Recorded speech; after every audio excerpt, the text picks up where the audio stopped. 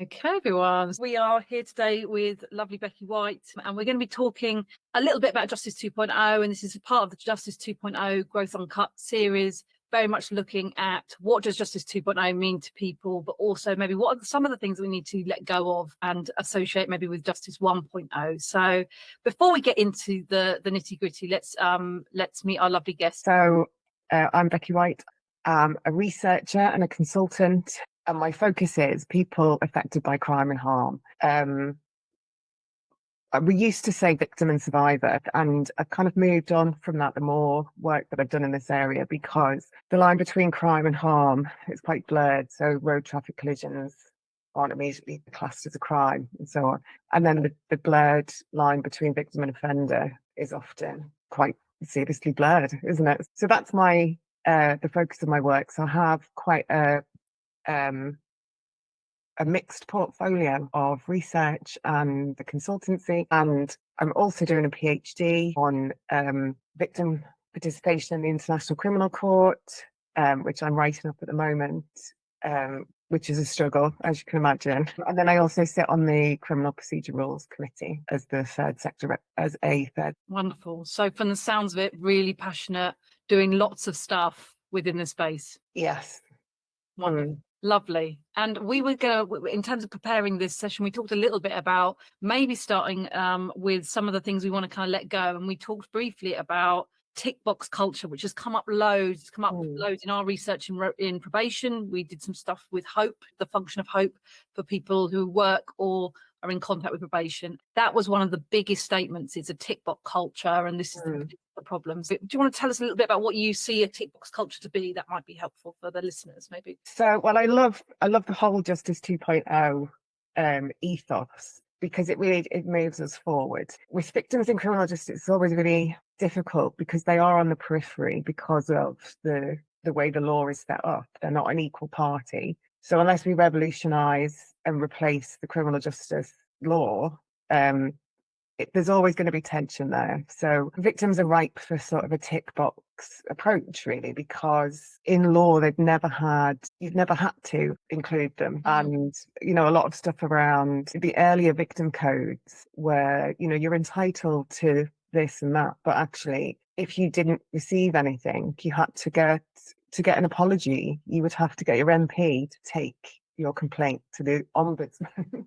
Wow. So really peripheral, but the new Victim and Prisoner Act really strengthens the position of the victim. And I'm very pessimistic from experience, but even I am like, oh, this is a massive step forward. And when I spoke at your Justice 2.0 launch, I think I touched on that it's quite an exciting period for victims, and I was talking about a code of practice for engaging with victims, or I'll be honest, I haven't given it any more thought since then because I've been quite busy. Yeah. Some kind of a charter, but just like an agreed sort of set of standards, because everybody agrees that it's morally right to include victims, and everybody's very keen to do so, but there needs to be some thought around that inclusion. And I spoke at the launch about sort of 3 principles of engaging with victims or offenders, survivors. That the information that you're looking for it shouldn't be available anywhere else. And that if you engage with people and you get their perspectives, then you have to use it. Yeah. And then that it needs to be reciprocal. So you need to feed back. This is how I've used your information. This is how it's been analysed. This is how it has fed into whatever it is we're going to do. And you shared about talking to somebody who said, I've given this to you, and what are you now going to do with it? And it is a very, it's a very important, it's like an honour, isn't it, to receive? Absolutely. Yeah, that's exactly it.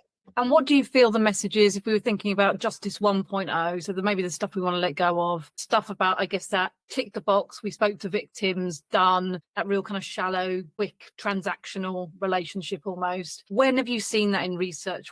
People who have been victimised in the past, that Justice 1.0, people used or manipulated or, used in ways that I think isn't conducive to good research, or good ways forward? Well, I think we see it in research, we see it in consultancy and in commissioning. And I think it's because money's quite tight, so it's not prioritized. Yeah. And we spoke before about commissioning, and it's like it's really important. We need to hear from victims and survivors. We need to hear from these service users, but we're going to commission this like we would commission fire alarm testing, or I don't know, getting the roof done or something. So it's like, right, we award the contract and then you've got 2 weeks, and so you can't responsibly engage with people, and you can't, there's nothing at the end. There's no budget for then feeding back to the people that you've engaged with. This is how we've used your information. This is how it was analysed. This is the importance of it within the work. And so I hear from a lot of service providers that they're just quite tired, fatigued from researchers, consultants, everybody coming in going, I need to speak to this many people. Can you share this information? Give victims a voice. And I've had that as a service provider and felt really guilty because I'm denying the opportunity to give people a voice. But the burden then falls on the service providers to sort of manage the expectations. And if it all falls through, it's like, we really want to hear from you. And then it all falls through, or it times out and there isn't. And then it's like, oh, no, actually, we can't. And so it's a real roller coaster, I think, for service users and service providers. It's tiring, isn't it? I mean, we talk to our community, our kind of growth community, and loads of them have been involved quite willingly to do research and say, yeah, we want our voice. It's a way in which they can inform new knowledge. It's it's wonderful, isn't it? And we both know the culture at university that when you participate for research, don't normally get paid for that. It's normally we need a bunch of students. If you're up for it, you might get a voucher or something like that. But again, if you then think about that from a trauma-informed perspective, you've got people who've been, I'm going to say oppressed, but people that have been restricted or controlled in some kind of way. Let's say if they've been to prison or involved in the machine of the justice system, and then you suddenly say, well, we want you to do this, but we want you to do this for free. So there's that real, that real underlying sense that it's not that valuable. Whereas if I was a consultant and I'm going to give you some of my time as a consultant, there's a value to that and I get paid for that. Do you know what I mean? So I think there's lots of messages, isn't it? It's not these decisions get made, but it's the symbolic message that comes from them when you've got people that have been really hurt in the past, maybe felt objectified or felt powerless or felt that people were taking advantage of them. That suddenly can get triggered, absolutely, when you're suddenly like, I'm a researcher, I'm going to do to you, and I need you to fill out this survey for my benefit, for my career, or for a bigger system. So yeah, it's really difficult. It's really difficult. It's interesting, that power dynamic, because we do need to switch it. And actually, I'm just thinking, so Bristol University has an advisory, well, I'm not sure actually what the formal title is of it, but it's of children and young people. And so they're kind of registered to be part of this panel of people, but they get a limited, it's not everybody, every man and his dog putting forward things to them, but you have to apply to that group. And then they go through and they decide what research they want to be part of. And if nobody decides to be part of your research, then nobody decides. So the power is on them. And they're like, right, I'm interested in, I don't know, whatever it is, something about healthy eating or something about housing or, whatever it is that they want to do. And so it is much more reciprocal, because then you have to design it so that it's, so it puts, giving them an experience and teaching them sort of consulting skills and critical thought and all of that sort of thing.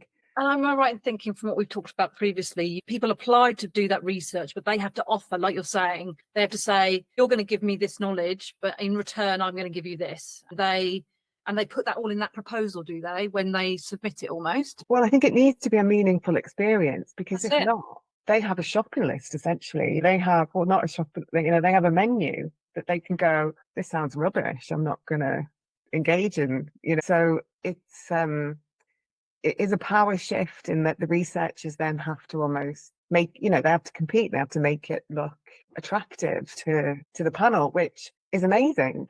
Yeah, and it's relationship opportunity, isn't it? It's a relational way in which you can learn about, you're giving something, but you're not the person, you're not doing all the giving. That someone's giving you something in return, and I love that. So let's definitely make that Justice 2.0. I love that. And the thing is, like you say, it doesn't necessarily, we've had real problems with giving people money for things, and then it's suddenly being like, well, that they're going to have to declare that for their benefits, and then this headache of that. Was it worth the 50 quid that we offered, or the £100 we offered, and then it's vouchers, and I struggle with vouchers. I don't know what there is something about a voucher that I don't know whether symbolically what that even conveys, maybe, but I may be overthinking it. But yeah, the idea that you're giving them something that they equally would like. Both people are happy. That real, it doesn't have to necessarily be money. It can be a connection, or it can be knowledge, or support growth in some kind of way. Either way, you're both growing. So as we're on the topic of Justice 2.0, is there anything that you're working on at the minute? Talked a little bit about these kind of standards, or this kind of charter, and these kind of key principles, but is there any particular project that you think does a really great job of moving away from this tick box culture and moving towards a more authentic and deeper engagement? So it was just after I'd spoke at your launch, and then successful in getting some work from the Welsh Government, some research, which is just chef's kiss, perfect. I couldn't ask for more. And so it's me and my colleague Hazel Catherine Larkin, she's based in the Republic of Ireland, and she is an academic and a survivor activist of child sexual abuse. And so we're both very excited about this. So in the absolute spirit of responsible engagement, it's a rapid review of child sexual abuse research that includes the perspectives of children and young people who are victims or who have experience of, so it's sexual abuse and harmful sexual behaviours. So it's not contacting any children, any people, it's completely desk-based, but it is to inform whether they then have to engage directly with children and young people as part of their new child sexual abuse strategy in Wales. So I'm like speechless of how responsible and how the absolute opposite of tick box it is. So it's part of a big program of work. The strategy itself is 10 years, a 10-year strategy.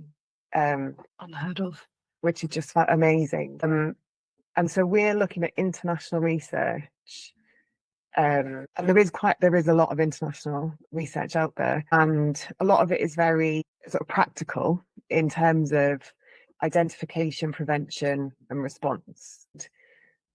From the reading that we've done so far, there is a common experience across, there's reports in Moldova and Namibia and Egypt and Leicester. There's a wide variety, and there is this universal experience. And so the first part is to find out what's already known. So it's like the body of work, the literature that we know about, but also who is being engaged with and how are they being engaged with. And it's quite interesting, some of the more practical reports that are done by Interpol and UNICEF and those sorts of organisations, because they're engaging with children and young people who are also already in contact with services. So young boys are less engaged with services, but if you're talking about online harms, could be equally as affected as girls. And then you've got provision for other genders, non-binary and so forth. There's limits to who is accessing service and what the service provision is. Then you see actually there's lots of gaps in terms of whose perspectives have been captured in this. So it's it's fascinating to see that things like children feel loyalty to their abuser and they feel guilt because they feel responsible. And that's, a common theme internationally. But to take the approach of, let's see what exists out there, and we won't go, we have asked Welsh children because it's that tick box. For us, it's so exciting to be part of that, because it's almost like doing this work is preventing some children from being bothered to tell us what we already know, and it can be much more meaningful. So it's going to be really exciting to complete the work and say, this is what we recommend, this is where you should look, and this is what you should look at, and this seems to be how this work has been done. So it's the absolute opposite of justice.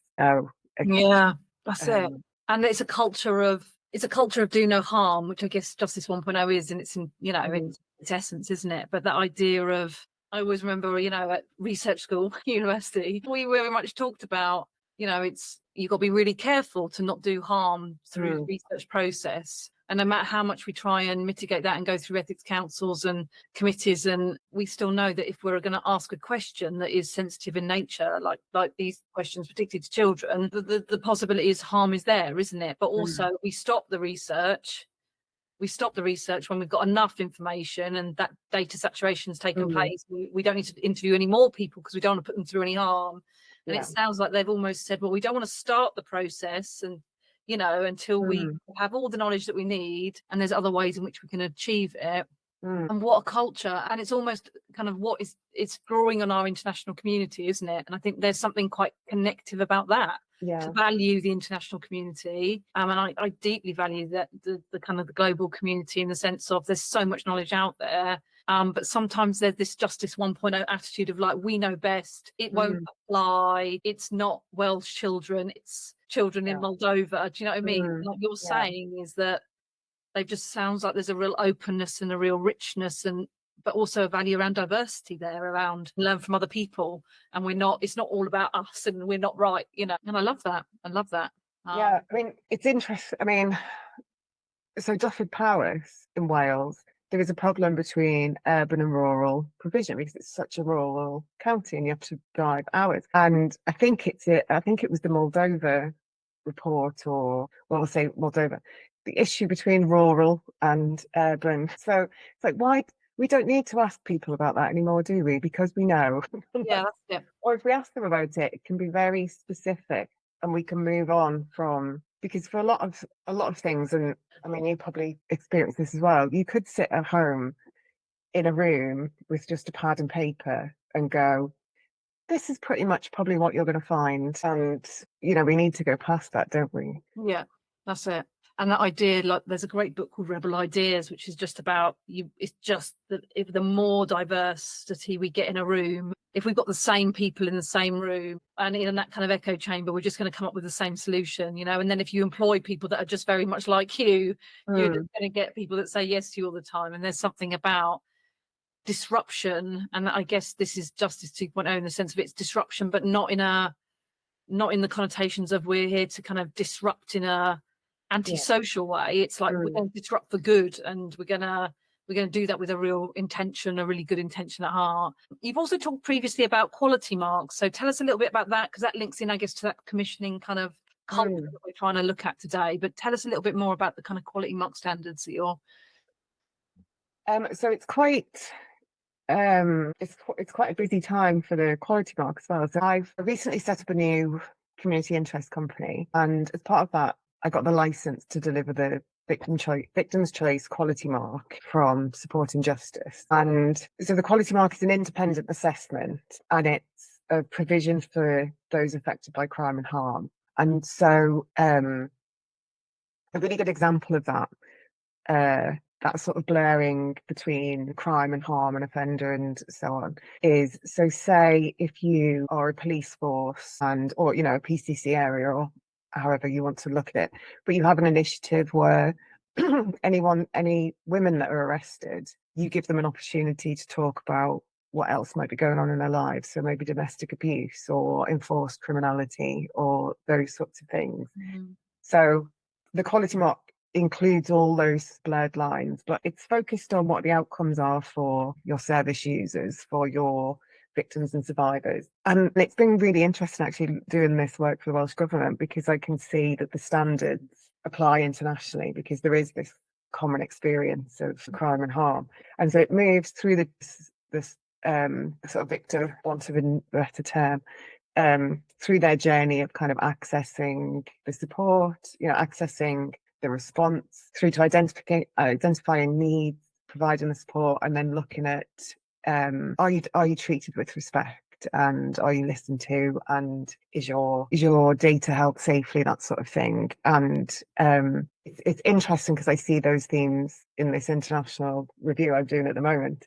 But because of the Victim and Prisoners Act, has increased the powers of the Victims Commissioner, so to hold and to monitor, I suppose, and hold to account many, many more criminal justice agencies. And it's introducing as well a requirement for areas to all work together to commission community services for victims and survivors, which is very Justice 2.0. Working together.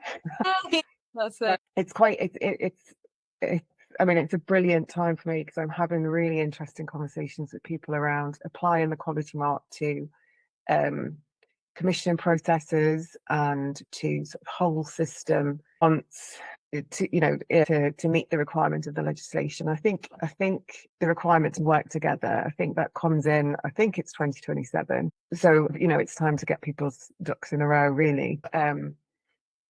In terms of victims being on the periphery, this is, I hope I don't turn out to be naive, and it is as good as I hope. But it's a really exciting time, and the quality mark, because there's no conflict of interest, we don't provide services, so it is that independent assessment. And from my perspective, delivering the quality marks is just absolutely fascinating. And even with really good services, we usually have things like, have you considered this, I'll link you in with these people. And then because we sort of see how roles are changing and new initiatives, and it's probably my favorite thing to do is work for the Welsh Government's pretty good.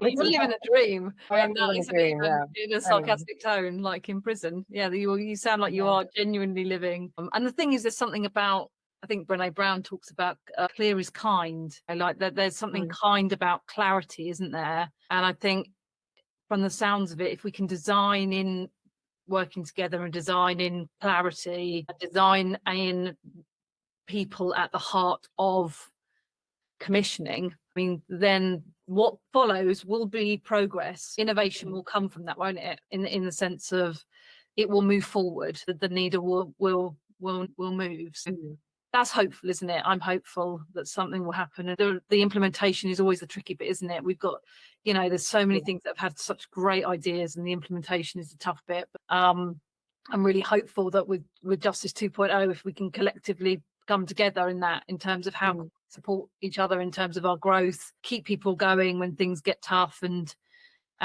just share good practice. And that's the stuff that injects hope, isn't it? I think that's probably one of the really progressive things about the quality mark, is that even though it's focused on what the outcomes are for the people who are engaged with, that all depends on how well supported are your staff?